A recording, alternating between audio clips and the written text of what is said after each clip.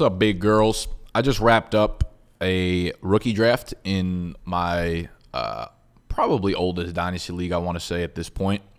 My favorite Dynasty league, the Go Fade Me Dynasty League, the most important Dynasty League, the Dynasty League in which I had the most picks in. So I thought it'd be cool to break it down. I wanted to go through each pick that I had, look at my current team, see where my needs were, see what I did about it, and just see my thought process throughout it. Hopefully it will help some of y'all that have rookie drafts, or maybe think about some of the rookies now if you want to try to move some pieces for them. Okay, so this is my current team in the Go Fade Me Dynasty League. Now, this was a team that it's super flex, it's half PPR. You're starting 2 running backs, 2 wide receivers, 2 flexes, a tight end. This was a team that I went like fucking 13-1 in the regular season. Then I got bounced first round of the playoffs last year. I had guys like Christian McCaffrey, I had Tyreek Hill, so I had a lot of older veterans that were like powerhouse players in fantasy last year, but my team started to get up there in age, and I knew I needed to start rebuilding a little bit. And I don't ever really go into rebuild mode. I don't go into like, let's strip it all down for its parts and then try to rebuild from nothing and a bunch of picks. So I try to do like an active rebuild where I'm kind of doing it on the move, and that's what I've been doing. So trying to move pieces like the Tyreek Hills, the Christian McCaffreys for like a down-tier player plus a pick or something like that. So that's what I actually did earlier this offseason. The first thing I did was move Tyreek Hill for DJ Moore and a future first next year. So this team like can compete right now, right? I still have Christian McCaffrey. I have Aaron Jones, who I got in a trade. I have DJ Moore, Michael Pittman, Trey McBride, Kittle, Kamara, depending on what he does this year. Not a ton of great stuff on the bench, but we've got Brian Robinson. You'll see some rookies, but I'll go into how the rookie draft actually went. Cortland Sutton, Tyler Lockett, Elijah Moore, Curtis Samuel. So we got some vets that like we might be able to get into the playoffs, maybe make some noise if things get lucky on the back end, but we definitely need to improve a little bit here if we want to be one of the teams that like competes this year without being doomed for the future. So we moved Tyreek Hill for DJ Moore and a first next year. Now I have 2 firsts next year, one being mine, one being the one I just moved for the DJ Moore pick. So that's already like, if I'm not a tanking team, that feels, nice. I feel secure. I feel like I'm in a good spot for the future of building this team right now. So this could break, one of many ways. These veterans that I have, like Aaron Jones, the George Kittles, the Kamara, they could be good this year again. Or they can really like fall off a cliff and be worth almost nothing at the end of this year. So that is the type of player that I'm typically trying to move if I'm in like an active rebuild, where it's like C-Mac is tearing him down, right? I had an offer on the table the other day for like Pacheco and a first next year. So that would give me, Pacheco to slot in for that C-Mac role plus 3 firsts next year. So does it still keep me as a competing team? Kind of. Obviously, it knocks a lot of edge off not having C-Mac there, but it's something that I want to consider. Now, going into the rookie draft, as you can see, like my weak points are the quarterback positions. My weak points are just random flex players, I guess, just like high-level talent. So unless you have really, really high picks, there's not much you can really do about that, slotting in quarterbacks, slotting in like the Marvin Harrison types. And unfortunately, I did not have that going into this draft. Now, so this is how the rookie draft played itself out. Now, going into the draft, these are the picks that I had. I did not move any of them intra-draft. I had the 201, I had the 206, I had the 210, the 306, the 310, and the 311. I so badly wanted Michael Penix. I wanted him in the absolute fucking worst way. I have Kirk Cousins on my team. I only really have 2 startable quarterbacks on my roster right now, and that's not good for a super flex league. But if I have Kirk Cousins and I have Michael Penix on the team, then you're looking at one of those slots being secured for probably the next, 5 years or whatever, regardless of how that situation works itself out. Now, Michael Penix was available at the 111 right here, as you can see, and Micah ended up taking him. I was on the board at the 201. I was hoping Michael Penix fall to me. He didn't. Now, should I have probably solicited to see if I could grab that pick from him? I did afterwards, okay? I did afterwards. He said there was no way he was letting it go. He said Michael Penix was his favorite fucking quarterback in the draft, which is just a ridiculous statement to say, but it is what it is. I wasn't going to get Penix anyways. So that didn't happen. I'm sitting there at the 201. Now, Ladd McConkey is my highest ranked player here. It's pretty much the start of a tier, I think, with like Keon Coleman. If you're just looking at objective, you're looking at like market tiers right now. Keon Coleman, Xavier Worthy, Ricky Pearsall. You can kind of take your pick. This is a spot where maybe I could have moved back given the fact that like that's a big tier there market-wise, but I didn't really want Xavier Worthy. I'm taking McConkey over Pearsall like 10 out of 10 days. So I was fine taking the guy that I liked most there and just hoping that he could be like a flex fill-in off the rip immediately. He goes into LA, obviously. Herbert needs real weapons there. That team just needs weapons there. So I was fine taking McConkey there. I think it was kind of a toss-up for me between him and Keon Coleman. If I had to make this decision again, I would probably split it, right? Like if I had a league in which I was at the 201 and it was between Ladd and Keon again, I would probably go Keon this time. Now at 206, that was a really fucking easy pick for me. Adonai Mitchell, he was my wide receiver 4 pre-draft. I think he's unbelievably talented. Obviously, it's a tough landing spot. You go to Indy where it's probably going to be a run-heavy offense with A. Rich and Jonathan Taylor, and Michael Pittman is the wide receiver 1 there. He just locked up a bag this offseason, so it's like, where's his role in terms of a fantasy perspective? I just like him 1,000 times more as a player than the guys that are left on the board, right? Like Xavier Leggett, he went first round, but I don't know. Like you look at Carolina, they got Thielen, they brought in Deontay Johnson, they used heavy draft capital on Jonathan Mingo last year. It's like all things equal, if I don't expect either of those guys to have that big of rookie years or guys that can be dudes that you put into your lineups, which I don't think will be the case for either of them, I'll just take Mitchell over Xavier Leggett if that's the case for both of them, you know? So just give me the guy that I like more, and that's what I did at 206. Now at 210, after Leggett goes, Jalen Polk goes, Marshawn Lloyd goes at 2.9, which I was pretty fucking pumped about because honestly I have Blake Corum ranked over Marshawn Lloyd. I took Blake Corum here. Now, this felt like a pretty easy pick just given who was left on the board. And to be honest with you, I was deciding between Blake Corum and Jermaine Burton. And I was thinking, like, you know, if Blake Corum's a much bigger name in the Dynasty space. So if there's one guy that might fall back to me at the 306 or even to like the 303, 304 where I could trade up for, it's way more likely to be Jermaine Burton than it is Blake Corum.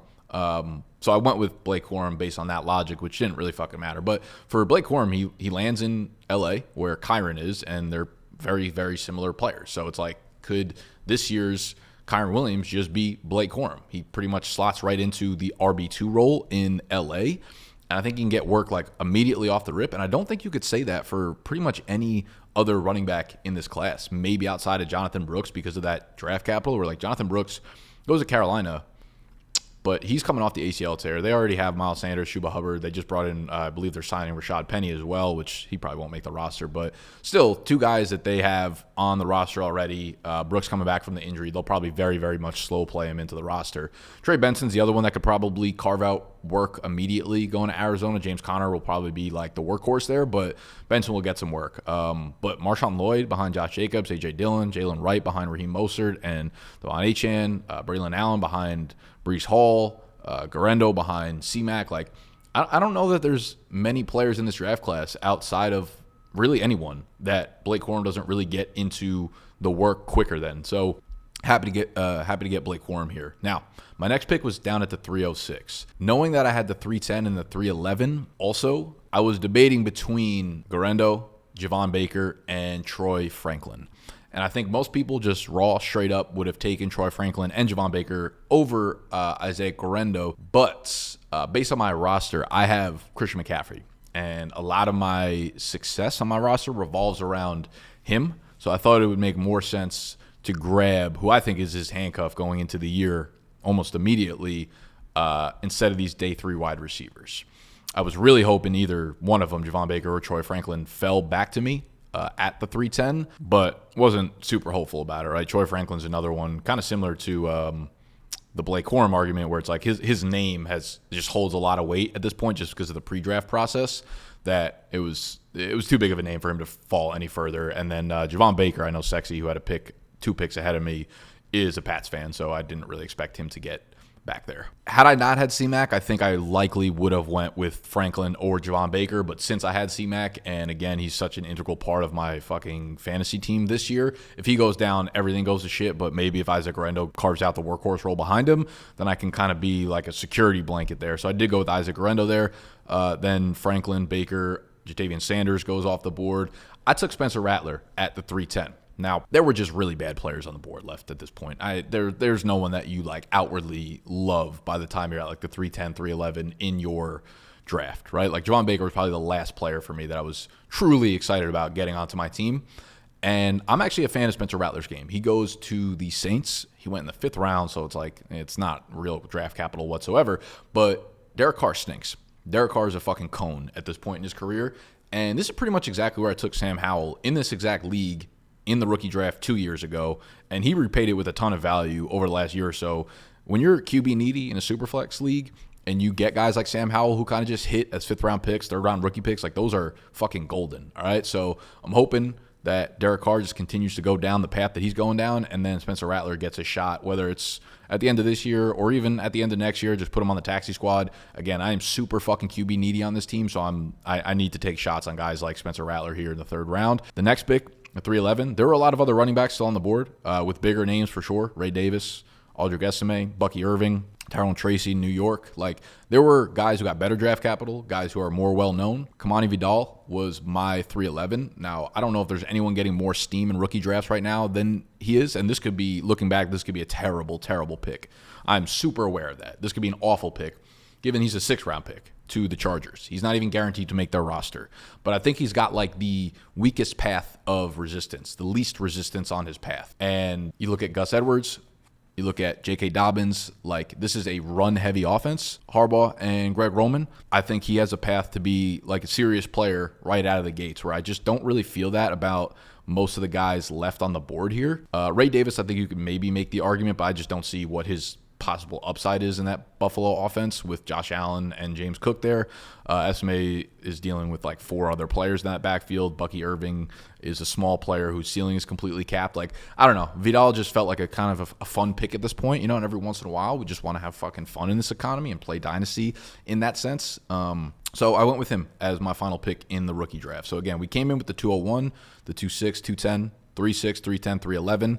Looking back, I probably should have tried harder to trade up from the 2-1 to the 110 or the 111 to secure Michael Penix or Bo Nix, whatever the two failed to me there, because I am a QB needy team, but it happens. I feel like I added a lot of pieces that I like here. Ladd, A.D. Mitchell, Blake Corum, Isaac Guerrero, Spencer Rattler, Vidal there. So we'll see if any of those 3rd-round guys end up hitting or breaking into my lineup this year, but that's really what the taxi squad is for anyways. And based on this draft board, guys that I will be making priority targets to add to the taxi squad post-draft, I really fucking wish Rasheen Ali was not the last pick of this draft. I was looking for him after the draft was over. I didn't realize he was the 412 in this one, so he would have been one of my top priority ads. I'm looking at dudes like Brendan Rice, who went to the Chargers, a completely open depth chart. I'm looking at guys like Malik Washington, who went to Miami. I know they added OBJ, but he's fucking also a cone at this point, and Malik could be the slot wide receiver, I think, by next year.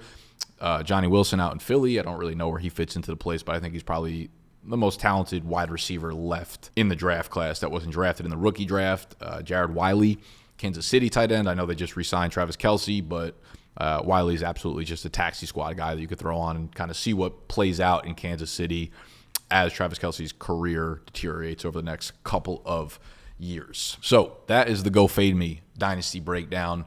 I could do this with some of my other leagues. I actually just made a fucking huge trade where I offloaded CJ Stroud for the 104, the 106, Chase Brown, and Jalen Hyatt in a league.